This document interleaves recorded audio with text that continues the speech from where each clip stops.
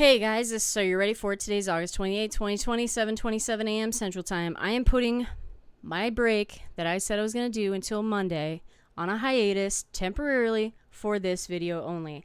I should have logged out of my government secrets email, but I didn't. If I don't do this video, I will have massive anxiety over the weekend. 27 people have emailed me over the last 48 hours completely concerned that Pelosi will become president if stuff goes crazy during the election. You're obviously hyperventilating, and it's totally understandable to have a Pelosi as president. I'm going to show you the law, and I'm going to show you the breakdown of how this works, because there's two laws that come into play here. There's an amendment and a statute. It's a bit complicated date-wise. This is fact, okay? Anyone who says different is full of shit, and I will debate them all day long, including legal scholars, because I've even heard that if Pelosi were to become the president, she would actually do the entire term, which means she'd be president until January 20th, 2025, which is inaccurate, okay? It is specifically stated in the statute. It's ridiculous how stupid people are. So this is fact, and hopefully this squashes the issue. However, you have to listen and you have to follow the dates. A ton of stuff has to happen in order for the Speaker of the House to become president. 1. 2, if you want Pelosi to not even have a damn chance, period, ever have a chance of having this position, vote Republican in 2020. Because a new Congress, and I don't know how people haven't thought of this, is being elected this year. They start January 3rd, which is the 117th Congress. If the Republicans win back the House, a Republican would fall into this position. If the Democrats keep the House, okay, then Pelosi could become president if her party reelects her to become the Speaker, which is more likely than not. If the Republicans get the House, I would put a lot of money on Kevin McCarthy becoming Speaker of the House. So if you want her to not have a damn chance in the world, vote Republican for your representative in 2020. Here we go. And I will try and summarize it a little bit once I have read it. I'm not reading all of this because not all of it is worth the time. It's not worth it. Here's the deal. If neither candidate, okay, Trump or Biden, gets enough electoral votes during the election, this is what happens. As directed by the 12th Amendment, the members of the House make it their official duty, first official duty, to select the next president. Unlike the Electoral College system where larger populations equal more votes, each of the 50 states in the House gets exactly one vote when selecting a president, okay? The first candidate to win votes at 26 states is the new president. The 12th Amendment gives the House until the 4th day of March, okay, to select a president. Keep that in mind. The Senate, at this point, gets kicked in for the vice president. At the same time the House is selecting a new president, the Senate must select a new vice president. Each of the 100 senators gets one vote, with a simple majority of 51 senators required to select a vice president. Unlike the House, the 12th Amendment places no time limit on the Senate's selection of a vice president. So the vice president seat could be sitting out there for a long time, people. And that's where the Presidential Succession Act of 1947 comes into play. Okay, follow me for a second. If the Senate doesn't do their job, I'm going to read it, hang on. If the Senate doesn't do their job and elect a vice president, and it's between January 3rd and March 4th, that's the small period of time that this Speaker of the House will be president, okay? Unless something really strange happens. Here's the deal.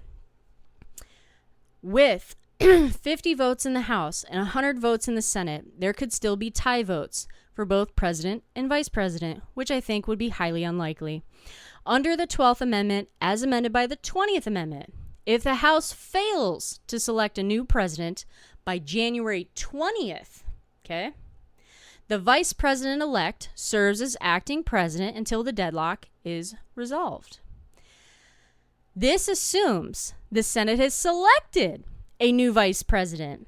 If the Senate has failed to break the 50-50 tie for vice president, the Presidential Succession Act of 1947 specifies the Speaker of the House will serve as acting president until the tie votes in both the House and the Senate have been broken. So let's tie that together really quickly before I actually go into the law, which I found, of the Presidential Succession Act of 1947. If the Senate does not do their job by picking a vice president by the time January 20th rolls around, okay, and the House has failed to pick a president by January 20 of 2020. We're redoing this. Hang on a second. I'm putting in dates I shouldn't. If the Senate has not picked a vice president by January 20th, and the House has not picked a president by January 20th, then the Speaker of the House becomes president temporarily. Okay, temporarily. The House has until March 4th to pick a president. Okay? So that Speaker could be a president until March 4th. Now follow me, because it can still change a little bit. If a vice president is chosen before March 4th, then the Speaker of the House is no longer president, and the vice president becomes the president. Hopefully you followed that. Now here's the Presidential Succession Act of 1947 if all that wonderful jazz doesn't go down correctly. It's 3 U.S. Code 19, vacancy in offices of both president and vice president, officers eligible to act. It's funny, if the Speaker of the House isn't eligible and the pro tempore of the Senate isn't eligible, it starts going down the list of like the departments, like State Department and stuff. So anyway, it says A, if by reason of death, resignation, removal of office, inability, or failure to qualify, there is neither a president nor vice president to discharge the powers and duties of the office of president, then the Speaker of House of Representatives shall, upon his resignation as Speaker and a representative in Congress, becomes president. Keep that in mind. So once that person takes the presidential position, they are not going back to Congress, people. Now, moving on to C, okay? This is where legal scholars are retarded, and they're not looking at the law. It says, an individual acting as president under Section A and B, okay, of this section shall continue to act as the expiration of then current presidential term, which would be January 2025, except that 1, if his discharge of powers and duties of the office is founded in whole or in part on the failure of both the president-elect, okay, and vice president-elect to qualify, then he shall act only until a president or vice president qualifies. Period. End of story. So hopefully that clears that up. I'll say this one more time, hopefully very quickly and easily. And then there's a problem, which I'll end this video with. That could be a big problem that's never happened in our entire history. If neither Biden or Trump get the necessary electoral votes to become president, the Senate and the House immediately start electing a president and vice president. The Senate has to elect the vice president. They have no time limit. The House must select a president. They have till March 4th. If by January 20th, neither House of Representatives or the Senate has done their job, okay, then the Speaker of the House becomes president until the House does their job and gets a president, or The Senate does their job before the House finishes and picks a vice president. Then they will take over. So this Speaker of the House position is not for very long. It is not for an entire term. First of all, it's for a very short period of time. And what's great is if it is Pelosi, she won't be going back to Congress. So she'll be screwed. She'll be a normal citizen. Now, the problem I see with this is and this is why Biden has 600 lawyers on standby, okay? This part will have never happened in our history. This is the problem I see, is them contesting votes, okay? In specific districts, whatever, that make up the state's total vote that gives them the electoral votes in that state. If either one of the presidents or either one of the candidates, okay, go to court, they do a recount first, okay? They do a recount. And that usually would squash the issue. That happened last year, and it's happened many times in the past. For some reason, that person still has a hissy fit, assuming Biden, that vote count is messed up, okay?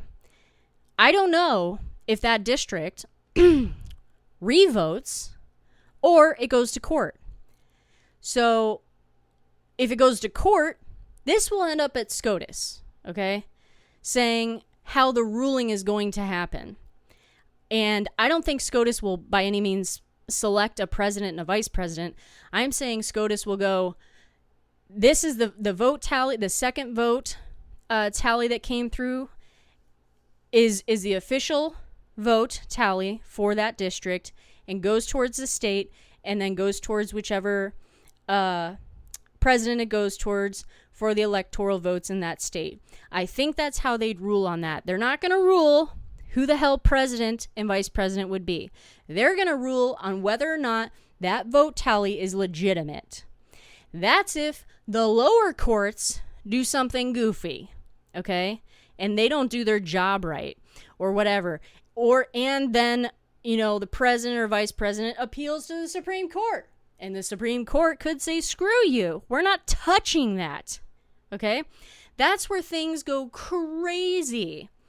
Because then it's not the Electoral College in that position hasn't seceded or not seceded to either candidate, okay? They don't even have the ability to do so because the election is still happening at that point. That's where the 12th Amendment and the secession position gets nuts because the Senate and the House can't even start that process until the Electoral College comes up with a number.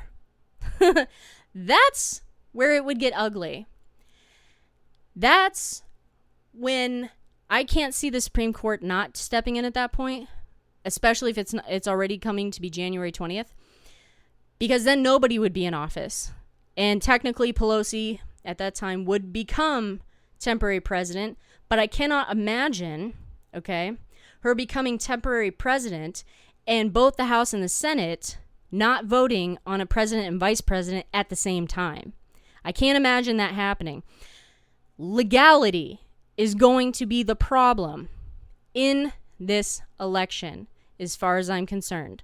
When retard Hillary Clinton comes out and says he shouldn't secede to anything, ever, for any reason, and Biden has 600 lawyers on standby, there's going to be a problem, people. We already know that. So expect litigation. That's going to be the problem with the Electoral College votes. Then that's when it starts to fall into a problem with Congress, the 12th Amendment. That's when it comes a problem with the Secession Act. All of that would be so fucked up due to the dates of how all this goes down based on the Constitution and the statute. That's the only way this gets ugly. And again, I have no idea how that would go down. I really don't. But that's, if it rolls normally, okay, everything I read rolls the normal way, That's how Pelosi or Kevin McCarthy would become the president temporarily, not through the entire term. This is Are You Ready For It? Take care, guys. I am taking a break. Have a good day.